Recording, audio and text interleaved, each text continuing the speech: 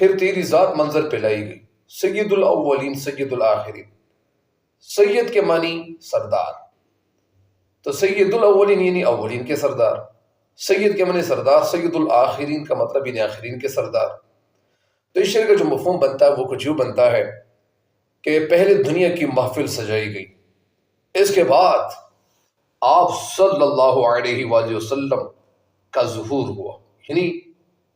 دنیا میں بھیجے گئے۔ آپ صلی اللہ علیہ وسلم اولین و آخرین کے امام ہیں، آپ صلی اللہ علیہ وسلم جیسا کوئی نہیں ہے۔ شعر نمبر 3 میں شاعر رسول اللہ صلی اللہ علیہ وآلہ وسلم کے ظہور کے بارے میں بیان کرتے ہیں۔ شاعر کہتے ہیں کہ اللہ تعالیٰ نے جب کائنات کو بنانے کا ارادہ فرمایا تو سب سے پہلے